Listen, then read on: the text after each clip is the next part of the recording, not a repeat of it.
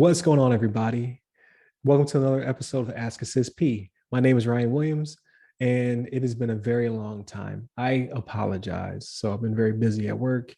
I've been focused on the other side of the Firewall podcast, but this one is near and dear to my heart, and I want to start it back up again. I want to answer your questions. So please subscribe to the other side of the Firewall, where we talk about the latest and greatest in cybersecurity news, as well as we highlight those movers and shakers and glass ceiling breakers, those people of color who've made it to the other side of the proverbial firewall, because you will get this podcast as well. It's the Thursday episode, right? So Monday, Tuesday, Wednesday, and Friday, Shannon, Levon, and myself. And then we have special co-hosts. Aisha Hollins was on this week, as well as last week was, or not last week, but a couple weeks ago was Gabriel Davis from CISSP. We want to definitely spotlight those people who are in those key positions, who are people of color. Continue to have them on the show. Levon, Shannon, and myself together have almost 60 years of cybersecurity and IT experience. So we definitely want to share that with everybody. And I definitely want to answer your questions on this episode. But let me jump into the first question. It's actually two people asked me questions about transitioning to cyber. I cannot remember the name of the young lady who asked me from help desk to cyber, but I still want to answer your question because I answered it in a post as opposed to in my inbox. But for Wesley Daniels, so he asked me this question almost a month ago. It was in my inbox and I couldn't wait to get to it. See, I got the receipts right here, got my notes.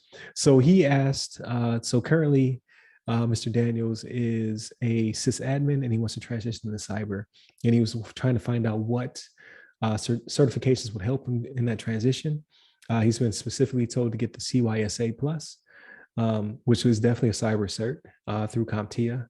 Then he goes on to ask about going into junior roles in RMF and then eventually going to project management. So those are three different questions. So I want to answer one at a time. So when it comes to the CYSA, when I Googled what it was, because I don't own one myself, I don't have that certification, but I was kind of familiar with it. CBT Nuggets says that the CYSA focuses on a candidate's ability to apply behavioral analytics to networks and devices to prevent, detect, and combat cybersecurity threats through continuous security monitoring. So it's definitely cyber cert. It's more on the analytics side. So you'd be an analyst with that type of cert, which gets your foot in the door, right? So I'll definitely say if that is what interests you, then definitely pursue it. However, I think it's different than the progression you're looking for in going to RMF, right? So when it comes to RMF, I would suggest a different certification. So I also don't have this one, but I have friends who do have it. So it is the CRISC, or the Certified in Risk and Information System Controls. So CRISC through ISACA is what I call them, but ISACA, maybe something else. I don't have any search through them, but I am aware of them. If that is what you're looking to get into, then that would be a cert to definitely pursue. Looking through your LinkedIn, I see that you are either still in the military or prior service, so that you're both in the Air Force Reserve as well as the Army active. So you carry a clearance, you've already been in the DoD system, you might have some 8570 certs.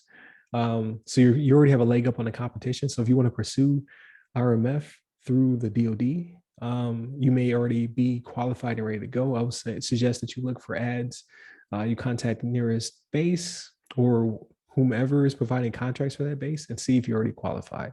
However, CRISC may be the way to go if you want to go into that. Again, it's compliance. So RMF, for those who are unaware, is risk management framework. So that deals more with compliance and risk. RMF package builders get paid pretty good money. It's not the most exciting job in the world, but again, I kid about, it's boring stuff. But if you're not really big into I would say regulation, or in your case, Wesley, like AFI, so Air Force instructions, or DoD regulations, or Army regulations, It may not be for you, but with my background, I actually do enjoy that type of stuff, and it doesn't change drastically. So once you're good at it, you're really good at it, and it makes you very employable. So definitely something to look at. I've had young lieutenants and captains do their time, get out, and then go do RMF packages as contractors, making crazy loot. So definitely something to look into. So then your third question. So pursuing something that gets you into project management, right? So that will be your CAPMs or your Project Pluses, or ultimately your PMP. So I put them kind of wrong order. So like Project Plus through CompTIA, a little bit easier. CAPM, so CAMP or CAPM, sorry, CAPM is like half, they say is like less than the full PMP, but I've talked to somebody who's taken both and they said you pretty much are ready for the PMP. You just need the experience and what have you that to get in the PMP, which is like 5 years of project management, things of that nature. CAPM doesn't have those hard caps. They're a little bit smaller, so that may be what you want to get into. I would suggest, so if you're going for the analyst certification, try to do analyst work, beef up your resume, get your portfolio together, and just really understand cyber. If you're trying to do RMF, I would say pursue the CRISC, get into that, dig into those regulations, what have you. And again, if you have the clearance and you already have the know-how, you can just jump right into that. When I say jump in quotations, I mean, you have a leg up on others, right? And so it's still hard out there when pursuing a job. And then if you want to go into project management, I would say that's further down the line, just because you're going to need more experience having projects under your belt. And again, you don't necessarily have to already have a project management job. Being prior military and being in the sysadmin role and being, like just keep going on and on and on, you've done projects. So it's something to definitely look into in the future as you build up your portfolio. So I would also suggest going that route.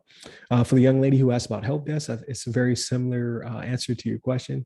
You're already doing things within cyber, so you just have to figure out which domains you're already functioning in. So a big one is identity, excuse me, access management, or IAM. That's a domain. You're also dealing with protecting clients. So you're doing cybersecurity in that you're making sure a client is protected from, the threat actors that are out there. So look into that as well. Like, what am I doing already within the help desk that is also applicable to cybersecurity? And I think you'll do just fine. Can't remember what certifications you currently have, but again, it's not all about certifications, it's about experience. What experiences do you have? How do you get those on your resume? It makes sense. So again, apply what you've already done into those domains in cybersecurity. So look at the CISSP basically structure, and then these are the domains that the certification covers, and then you can use those domains as answers to the questions on your resume. Like, hey, I'm help desk doing these things, supporting these people in these ways in these domains. So that would be the route I go. If you want to see an awesome, very quick video, but very, very, I would say, just good. I can't even think of the word to describe it, but like the entire production is really well done. Please check out Boyd Clois.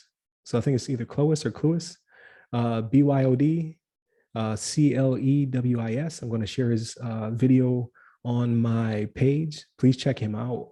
The video is like less than a minute, and he goes into like great detail on the transition and just how you can apply what you already do into that transition. I'm not doing it justice. Please check it out. Bro's video, amazing. And very quick, right? So it gets you what you need very quickly. So definitely check him out. Please hit me back up.